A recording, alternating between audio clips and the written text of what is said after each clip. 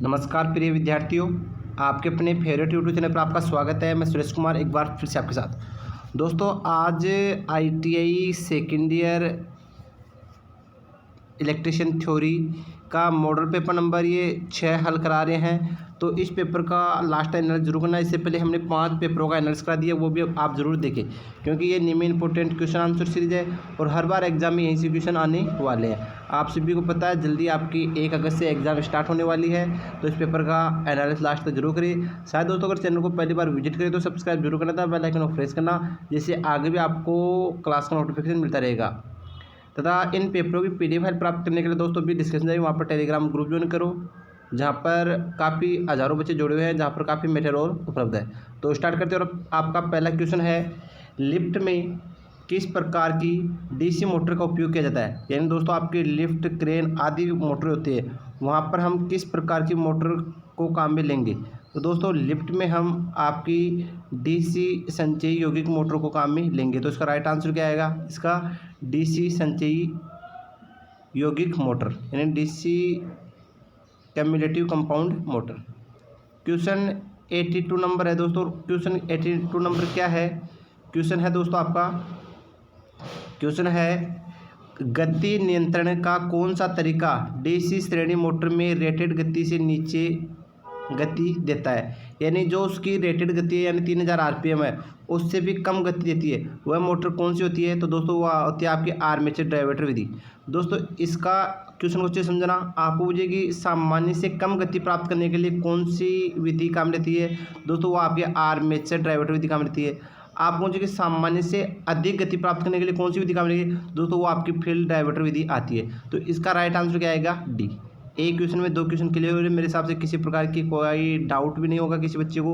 अगला क्वेश्चन है, क्या प्रभाव है अगर चलने के दौरान 4 बिंदु स्टार्टर प्रतिरोध कट ऑफ है। यानी अगर उसका प्रतिरोध कट ऑफ है, यानी वो प्रतिरोध काम नहीं कर रहा है, तो क्या होगा? तो मोटर धीमी गति से चलता है। तो कुल मिला के आपका स्टार्टर है वो धीमी गति से चलेगा। क्यों धीमी गति से क्यों चलेगा? क्योंकि दोस्तों अगर प्रतिरोध रहेगा तो प्रतिरोध धारा के विरोध का क्या करेगा? अवरोध करेगा। तो इस कारण वो क्या रहेगा? जकड़े रहेगा। क्वेश्चन नंबर 84 है। और क्वेश्चन क्या है दोस्तों आपका? क्वेश्चन है, DC मोटर को संचालित करने के लिए आर्मेचर सर्किट में कार्बन कंपोजिट ब्रश की आवश्यकता क्यों होती है। यानी DC मोटर को संचालित करने के लिए आर्मेचर सर्किट में हम जो कार्बन ब्रश लगाते हैं उसकी आवश्यकता क्यों होती है। तो दोस्तों उसकी आवश्यकता होने का मुख्य रीज़न क्या है? यानी कम्यूटेटर खंड में स्पार्किंग को कम करने के लिए। यानी कम्यूटेटर में खंड में स्पार्किंग को कम करने के लिए ही कार्बन ब्रश का हम उपयोग करते हैं। तो राइट आंसर क्या आएगा? डी। 85 नंबर क्वेश्चन है दोस्तों। 85 नंबर क्वेश्चन क्या आपका? क्वेश्चन देखते हैं, सीरीज मोटर बिना भार के आरंभ उच्च गति उच्च बलागुण और उच्च गति क्यों पैदा करती है। बताओ दोस्तों, अगर आपकी DC सीरीज मोटर है, हम उसे बिना भार के स्टार्ट करें तो उसका बलागुण भी क्या रहेगा? स्टार्टिंग में उच्च रहेगा और गति भी क्या रहेगी? उच्च पैदा होगी। तो इसका मुख्य रीजन क्या है? तो दोस्तों इसका मुख्य रीजन है बैक EMF की अनुपस्थिति। क्यों? तो इसका राइट आंसर ए आएगा। ए क्यों है? क्योंकि दोस्तों स्टार्टिंग में बैक EMF का मान 0 होता है, पहली बात। तो दूसरा है आर्मेचर का प्रतिरोध 0 होता है। अगर शून्य नहीं होता, निम्न मान का होता है, यानी लगभग 1 ओम तक।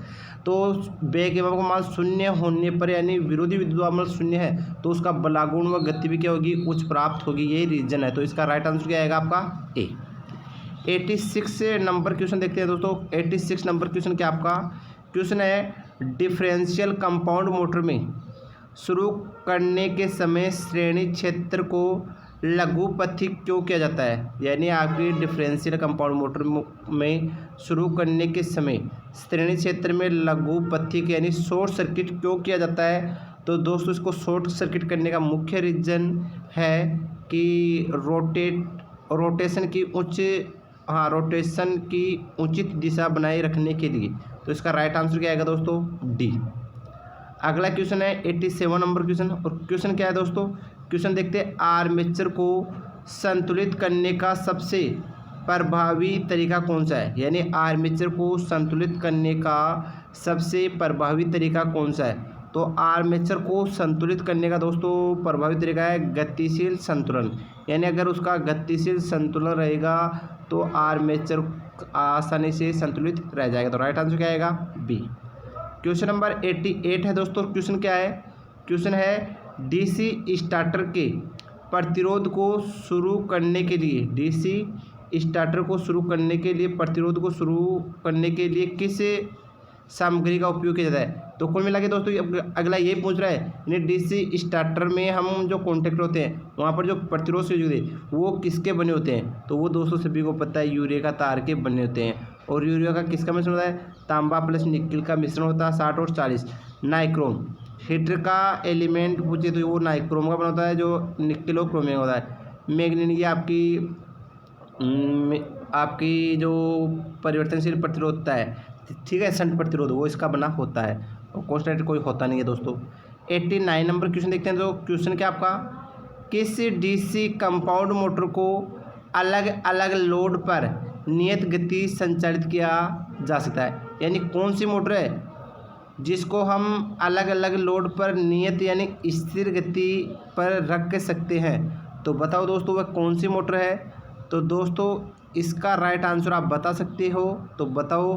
तो दोस्तों इसका राइट आंसर आएगा आपकी संचयी लंबी शंट मोटर, यानी आपकी लॉन्ग शंट मोटर होती है, क्यूमुलेटिव लॉन्ग शंट मोटर।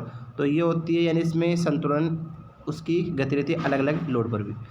अगला क्वेश्चन है दोस्तों, क्वेश्चन क्या आपका, DC shunt motor, DC shunt motor के साथ 3 पॉइंट स्टार्टर में 9 वोल्ट कॉइल कैसे जुड़ा होता है? यानी आपका 3 पॉइंट स्टार्टर है, इसमें 9 वोल्ट कॉइल कौन से क्रम में जुड़ी होती है? तो दोस्तों वह हमेशा शंट फील्ड वाइंडिंग के श्रेणी क्रम में जुड़ा होता है। तो राइट आंसर क्या आएगा आपका? डी। क्वेश्चन नंबर 91 है दोस्तों। क्वेश्चन क्या है? क्वेश्चन है किस प्रकार की आर्मेचर वाइंडिंग का चित्रण किया गया है? यानी जो आपको ये डायग्राम में चित्र दर्शाया गया है, ये कौन सी प्रकार की वाइंडिंग का चित्र है? तो बताओ दोस्तों ये कौन सा है? तो सभी को पता है ये डुप्लेक्स लैप वाइंडिंग का डायग्राम है। तो राइट आंसर क्या आएगा आपका? ए। क्वेश्चन नंबर 92 है, आर्मेचर के लिए कौन सा ग्राउलर परीक्षण चित्र है? यानी आर्मेचर के लिए कौन सा ग्राउलर काम में लिया जाता है दोस्तों? तो मेरे हिसाब से ये आपको डायग्राम दर्शाया गया है। तो बताओ दोस्तों ये कौन सा ग्राउलर है?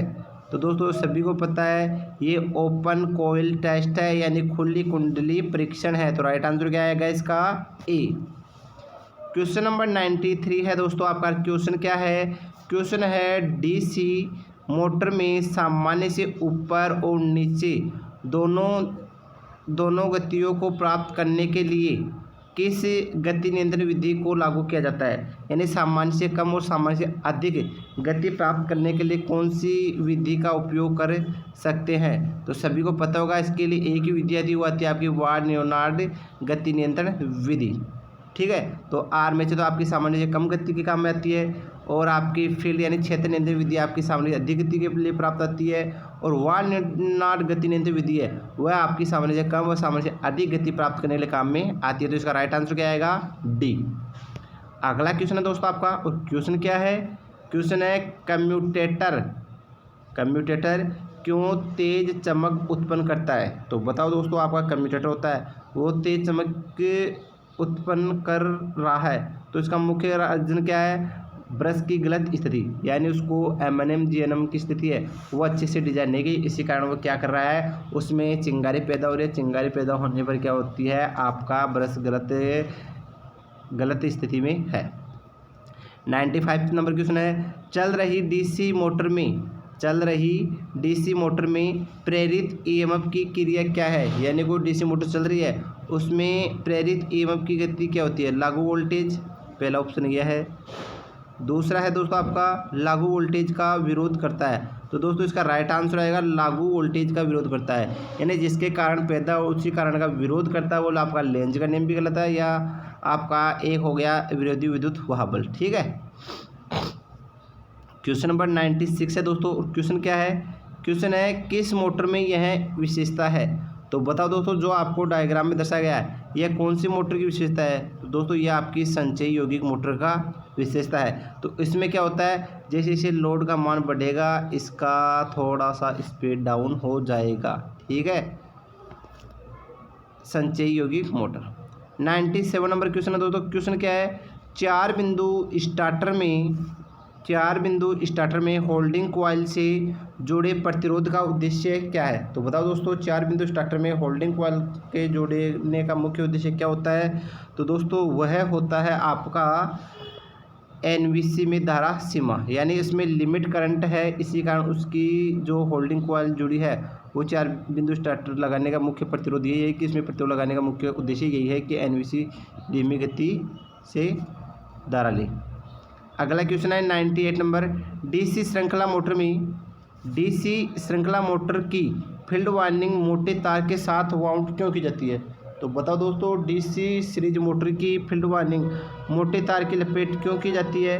तो दोस्तों इसका मुख्य कारण है फील्ड वोल्टेज को विनियमित करने के लिए। ये तो नहीं होगा दोस्तों, लोड करंट को ले जाने के लिए। तो इसका राइट आंसर क्या आएगा, लोड करंट को ले जाने के लिए। अगला क्वेश्चन है, डीसी श्रृंखला मोटर को गति नियंत्रण किस प्रकार का है? तो बताओ दोस्तों, जो आपको डायग्राम में दर्शाया गया है ये कौन सा गति नियंत्रण है? तो दोस्तों ये आपका क्षेत्र समांतर विधि। क्या है, क्षेत्र समांतर विधि। तो इसका राइट आंसर क्या आ रहा है, ए। 100 नंबर क्वेश्चन है दोस्तों। 100 नंबर क्वेश्चन क्या है, क्वेश्चन आपके सामने है और क्वेश्चन है कतरनी मशीनों के लिए कौन सी प्रकार की डीसी मोटर उपयुक्त है? तो बताओ दोस्तों, कतरने के लिए हम कौन सी मोटर काम लेंगे? दोस्तों आपकी संचयी यौगिक मोटर यानी कम्युनिटी कंपाउंड मोटर काम में आएगी। तो right answer C. Question 101 number है, कहाँ डीसी मिश्रित मोटर को प्राथमिकता दी जाती है? तो बताओ दोस्तों कहाँ दी जाएगी? तो दोस्तों डीसी मिश्रित मोटर को प्राथमिकता सबसे पहले कहाँ दी जाती है? तो दोस्तों इसका राइट आंसर आएगा अलग अलग लोड आवश्यकताओं के अनुसार नियत गति। तो इसका राइट आंसर क्या आएगा, डी। क्वेश्चन नंबर 102 नंबर है, डीसी मोटर के लिए स्टार्टर की आवश्यकता है? तो बताओ दोस्तों, डीसी मोटर के लिए स्टार्टर की आवश्यकता क्यों है? तो दोस्तों इसका राइट आंसर आएगा आर्मेचर करंट को सीमित करने के लिए, यानी अगर आर्मेचर करंट सीमित हो जाएगा तो उसमें उसकी आर्मेचर का जलने का खतरा नहीं होगा। अगला क्वेश्चन आपका दोस्तों 103 नंबर, आर्मेचर वाइंडिंग का परीक्षण करने के लिए किस प्रकार के उपकरण का प्रयोग किया जाता है? तो बताओ दोस्तों, आर्मेचर वाइंडिंग का परीक्षण करने के लिए हम किस प्रकार के उपकरण का प्रयोग करेंगे? तो दोस्तों इसके लिए हम ग्राउलर का उपयोग करेंगे आर्मेचर वाइंडिंग के लिए, कि वो आपकी शॉर्ट या ओपन है। क्वेश्चन आपका 104 नंबर है और क्वेश्चन क्या है, क्वेश्चन है दोस्तों आपका 3 पॉइंट स्टार्टर के होल्डिंग कॉइल को शंट फील्ड वाइंडिंग के साथ श्रृंखला में क्यों जोड़ा जाता है? तो बताओ दोस्तों क्यों जोड़ा जाता है? तो दोस्तों इसका मुख्य रीजन है उच्च गति से मोटर की रक्षा करने के लिए। किस लिए? उच्च गति से मोटर की रक्षा करने के। तो राइट आंसर क्या आएगा, डी। लास्ट आज का 105 नंबर क्वेश्चन है। आज टोटल 25 क्वेश्चन हल कराए हैं, तो ऐसे आगे भी हल कराएंगे। अगला क्वेश्चन है, किसी यौगिक मोटर की विशेषताओं के बिना बदले DOR बदलने के लिए सबसे अच्छी विधि क्या है? तो दोस्तों सबसे अच्छी विधि है आर्मेचर धारा दिशा बदलने। Right answer A. तो दोस्तों आज के लिए बस इतना ही, नेक्स्ट टाइम फिर मिलेंगे, तब तक के लिए धन्यवाद।